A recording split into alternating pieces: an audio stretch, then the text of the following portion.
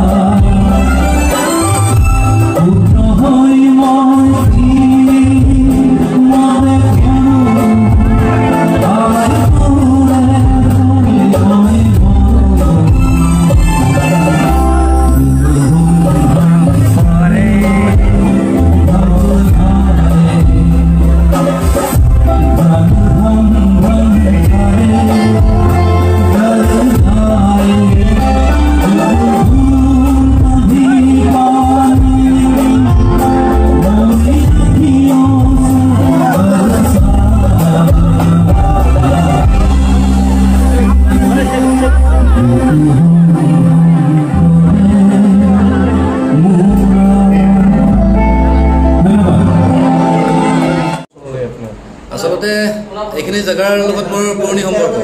আজি আহি মই পুৰা নষ্টালজিক ফিল কৰিছোঁ কাৰণ আগতে সৰুতে একদম চাইকেল লৈ ঘূৰি ফুৰিছিলোঁ যেতিয়া হাফ পেণ্ট পিন্ধি আছিলোঁ আৰু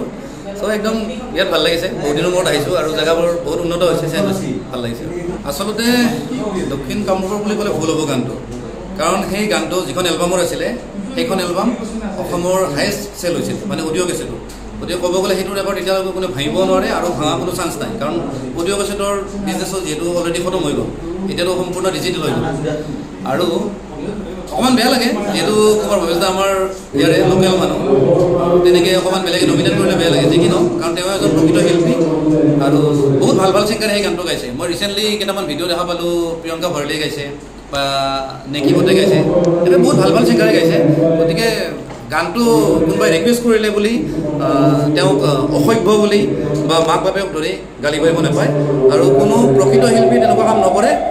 ক'ব গ'লে খুব লাজৰ কথা আৰু বৰ বেয়া লাগিছে কাৰণ তেওঁ ইমান পুৰণা শিল্পী তেওঁৰ ইমান ভাল ভাল গান আছে ক'ব গ'লে বিহুগীত গতিকে তেওঁৰ নিচিনা মানুহৰ মুখত যদি এনেকুৱা শব্দ ওলায় ক'ব গ'লে ভবা নাপায় খুব দুখৰ কথা একচুৱেলি বাউন্সাৰ বিতৰ্কটো মোৰ দৃষ্টিত এইটো এটা বনোৱা বিতৰ্ক কাৰণ ক'ব গ'লে আজিতো যিমানখিনি ভাল ভাল ৰেকৰ্ডৰ যিখিনি ছিংগাৰ আছে মই ছিংগাৰ বুলি মই শিল্পী বুলি নকওঁ বাৰু তেওঁলোকক যিখিনি ছিংগাৰ আছে তেওঁলোকৰ প্ৰত্যেকজনে দুজন হ'লেও মানুহ লগত লৈ আহে মানে গাৰ্ড দিয়াৰ কাৰণে যেতিয়া ষ্টেজত উঠিব বা ষ্টেজৰ পৰা নামে কাৰণ মানুহে আগুৰি ধৰে আৰু সচৰাচৰ লেডিজক অকণমান মানুহে বেছি ফটো উঠিব খোজে বা কোনোবাই অশালীন ব্যৱহাৰো কৰিব পাৰে বা ক'ৰবাত টাচ কৰিব পাৰে কাৰণ যিহেতু ৰাতি ক'ব গ'লে যদি অপ্ৰিয় হ'লেও সত্য কথা বহুত মানুহে মাল চাল খাই থাকে গতিকে ক'ৰবাত হাত চাত দিব পাৰে হয়তো তেনেকুৱা তেওঁ পৰিস্থিতিৰ সন্মুখীন হৈছে সেইকাৰণে তেওঁ তেনেকুৱা বডিগাৰ্ড বুলি নকওঁ বাউন্সাৰ বুলি নকওঁ কিন্তু নিজৰ প্ৰটেকশ্যনৰ কাৰণে সুৰক্ষাৰ কাৰণে ছোৱালী আনিছে কোনো একেবাৰে ডকাইত টাইপৰ কোনো একদম দাদাগিৰি কৰে ল'ৰা আনিছে যাকে তাকে মাৰি গৈছে এনেকুৱাটো কৰা নাই ছোৱালী আনিছে একো বেয়া কথা নহয় নিজৰ সুৰক্ষাৰ কাৰণে কাকো অনিষ্ট কৰিবলৈ অনা নাই গতিকে সেইটো কৈ বিতৰ্ক কৰাটো একেবাৰে উচিত নহয় নাই একচুৱেলি সেইবোৰ গান যেনেকৈ কি নাগাওঁ কিন্তু মানুহে শুনা পাইছে কি কণ্ঠটো খুব ভাল আৰু ক'ব গ'লে তেওঁ নতত গায় সুৰত গায় তাতকৈ ভাল কথা একো নাই আৰু যিহেতু ভিতালী দাস বাইদেউৰ ছোৱালী ক'ব গ'লে এই সৰু সুৰা কথাত লৈ বা বডি লেংগুৱেজ লৈ সেইবোৰক লৈ সমালোচনা কৰা উচিত নহয় একদম নাপায় নাই একদম তেওঁ যি ধৰণে এতিয়া কাম কৰি আছে যি ধৰণে সংগীতৰ জগতখনত কাম কৰি আছে খুব ভাল লাগে ক'ব গ'লে আমি তেওঁক উৎসাহ দিব লাগে এই ফাল্টু সমালোচনা কৰাটো একদম উচিত নহয় এইবোৰ ফাল্টু মানুহে কৰে এইবোৰ মই সদায় কওঁ কাৰণ আজিৰ ডেটত যিখিনি ছিংগাৰ বা গায়ক বুলি ক'লে তেওঁলোকে বেয়া পায় অকণমান ইংলিছত ক'লে ভাল পায় ছিংগাৰ বুলি ক'লে ভাল পায় যিখিনি ছিংগাৰ আছে তেওঁলোকক মই শিল্পী বুলি কিয় নকওঁ কাৰণ যিখিনি শিল্পী সত্তা থাকিব লাগে প্ৰকৃত শিল্পী সত্তা তেওঁলোকৰ গাত নাই আৰু সেইকাৰণে আজিৰ ডেটত বেছিভাগ বিহু মঞ্চতে যেতিয়া চেক দিয়ে হয় বাউন্স হৈ যায় কাৰণ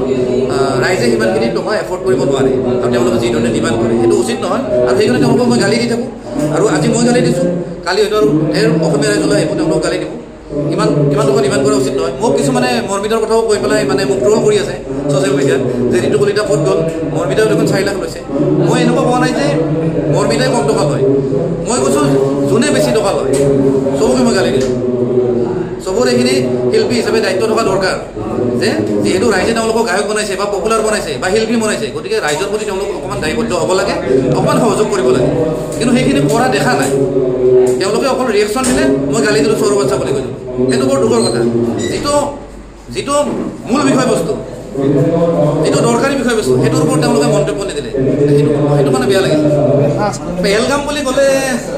সদায় পাকিস্তানৰ চৰিত্ৰটো আগত আহে পাকিস্তানৰ চৰিত্ৰটো একদম কুকুৰৰ নেজৰ নিচিনা জীৱনত চিধা নহয় পাকিস্তান চৰকাৰো বেয়া তাৰ মানুহো বেয়া আৰু পাকিস্তানত ভাল মানুহ একো নাই ক'ব গ'লে গতিকে পাকিস্তানখনক এতিয়া যি ধৰণে চৰকাৰে ব্যৱস্থা লৈছে খুব ভাল লৈছে খুব ভাল কথা আমি বিৰাট শান্তি পাইছোঁ কাৰণ নিৰীহ মানুহক যি ধৰণে তেওঁলোকক অত্যাচাৰ কৰিছে বা মাৰি পেলাইছে ক'ব গ'লে খুব লাজৰ কথা আৰু চবতকৈ দুখৰ কথা হ'ল ধৰ্মৰ ভিত্তিতে তেওঁলোকক মাৰ্ডাৰ কৰিছে মাৰি পেলাইছে খুব দুখৰ কথা কাৰণ আমাৰ ভাৰতবৰ্ষখন ক'ব গ'লে যদিও হিন্দু প্ৰধান দেশ যদিও হিন্দু মানুহ বেছি আছে আমি এখন ধৰ্ম নিৰপেক্ষ দেশ হিচাপে আমি থাকোঁ চ' আমি ক'ব গ'লে সদায় একলগত থাকোঁ আমাৰ স্কুল কলেজ চব একে ক'ব গ'লে হিন্দু ল'ৰা মুছলিম ল'ৰা একলগত পঢ়ে গতিকে আমাৰ পৰিৱেশবিলাক বেলেগ কিন্তু পাকিস্তানত তেনেকুৱা পৰিৱেশ নাই পাকিস্তানত মাদ্ৰাছাত পঢ়াব সদায় হিন্দুৰ এগেইনষ্টত কথা পাতিব বা হিন্দুক কেনেকৈ ঘৃণা কৰিব লাগে হেড কৰিব লাগে এইবোৰ শিকায় গতিকে সেইকাৰণে পাকিস্তানৰ কোনো ভৱিষ্যত নাই গতিকে আজি পেহেলগামত যিটো কাহিনী হৈছে তেওঁলোকে আকৌ কৰি থাকিব তেওঁলোকে আকৌ শাস্তি পাই থাকিব গতিকে এইটো চলি থাকিব এইটো শেষ নহয় নাই আমি চবেই যাব লাগিব আপোনালোকেও যাব লাগিব আমি দেশৰ কাৰণে আমি মৰিব ৰেডি আছোঁ কাৰণ এতিয়া বয়স হ'লে আৰু কিমাননো আছে যদি সেইখিনি কৰিব পাৰোঁ যুঁজিব যদি পাৰোঁ তাতকৈ সৌভাগ্য মই ভাবোঁ আমাৰ আৰু জীৱনত